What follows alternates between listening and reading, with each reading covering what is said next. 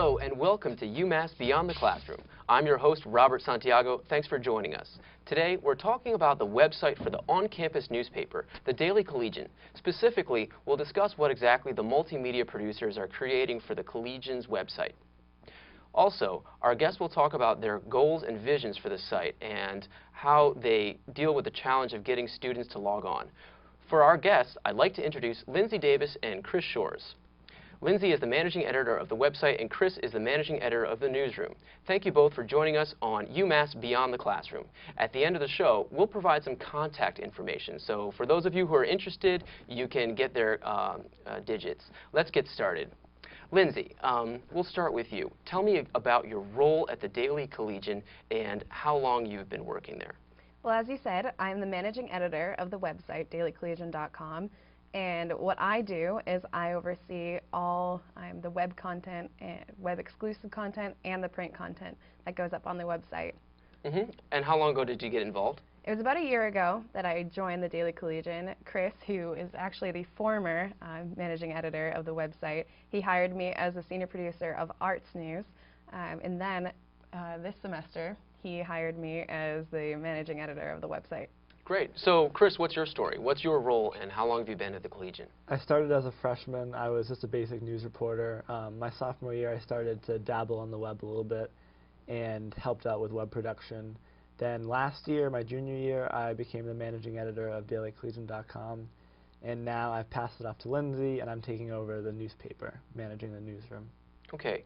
So one of the things I'm curious about is the content on the website and the content of the print version of the paper. Is it the same or is it different?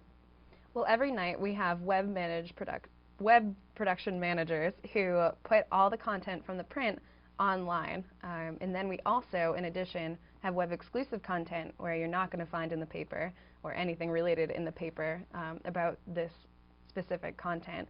But we also have features with the print articles. We have like videos, podcasts, slideshows that complement the print articles that are online.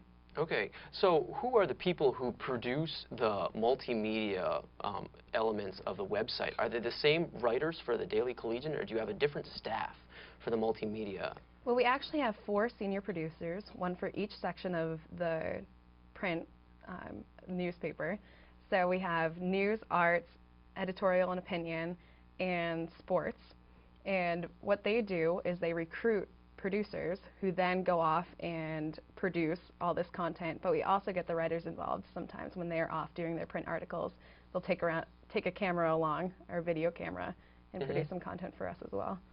I think it's really interesting. It seems like there's sort of 2 parallel products here. There's the print version of the paper and there's the online version. So how do you communicate? How do you make sure that you're all on the same page?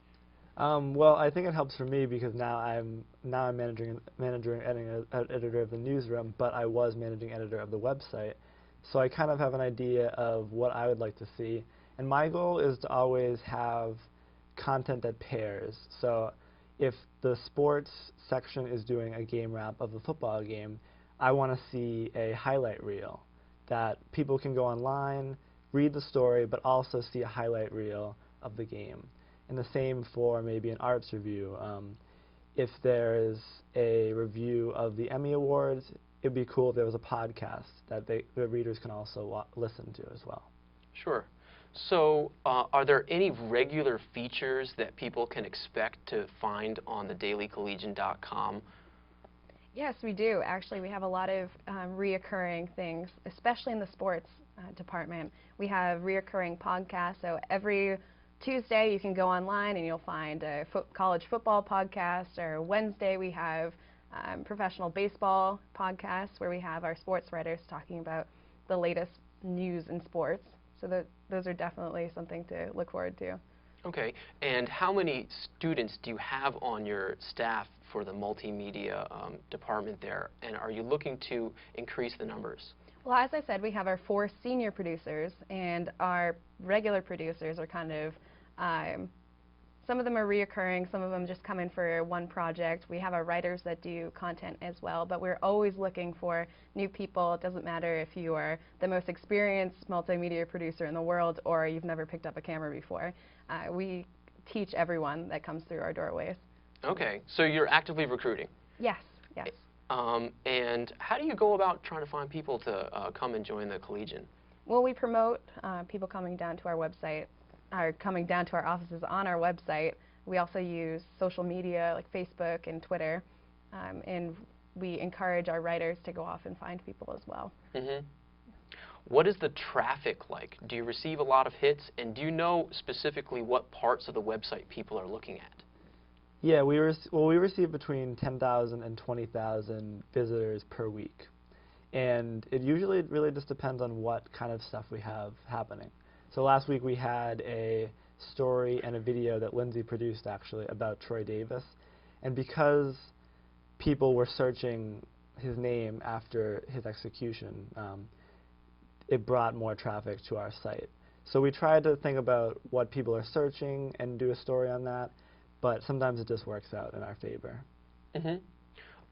What are the challenges involved in the website right now? Is it difficult to get people to log on, or are they really attached to the print edition? It's hard, yeah, especially on a college campus, because people are just used to reading the paper. The Collegian's been around for a long time.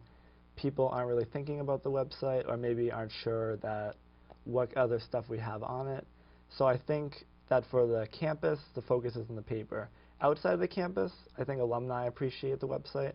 I think parents of students appreciate the website. But I think our goal would be to expand the campus's approach to going to our website. It's actually quite fascinating. We have a big blog section now that was created last year, and we have people who will take our blogs and post it on their own websites from all over the world. I believe we had one blog just a couple weeks ago about a festival in Scotland, so we've gotten a lot of hits from Scotland now. And we've gotten one music blog that we can trace back to like Bulgaria or something like that. So it's funny where all this content ends up. It's really fascinating. If you could give one reason why people should go to the website, what would it be? I would say that our information is very interesting. It's, as a news source, it's very well-rounded, and it's fun. Our website is fun. Our web exclusives are very fun.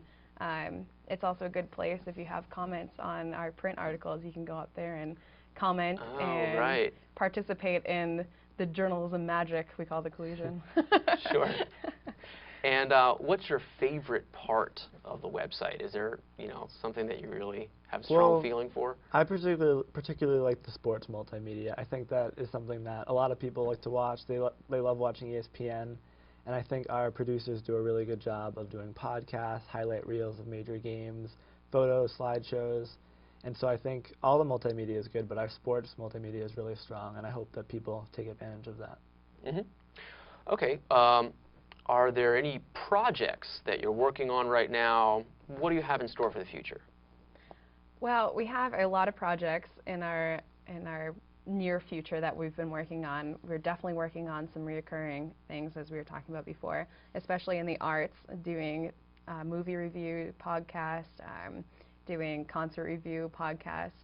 Our blogs are growing by the moment. We have so many bloggers, and yeah, we're just looking to continue building the website and making it something that people check every day. Our vision is to make it UMass's Facebook, the first website that everyone wakes up in the morning and checks. So. Okay, got it. So for people who are actually members of your team, that's something that's like an experience you can put onto your resume, I can imagine. Some of the students in our audience might be interested in joining. What can they do? Sure. Well, they can email us at multimedia@dailycollegian.com, or you can stop by our meetings, which are Sundays at 5, down in the Campus Center basement where our Collegian offices are. Okay, great. Well, that's all the time we have for today. I'd like to thank our guests again, Lindsay and Chris, who joined us for our discussion of the dailycollegian.com content, its plans for the future, and how to join. Thank you both. Check out the website for more information if you're interested in joining. Thank you for watching UMass's Beyond the Classroom. I'm Robert Santiago. Please tune in again next time. Good. Right? Yeah.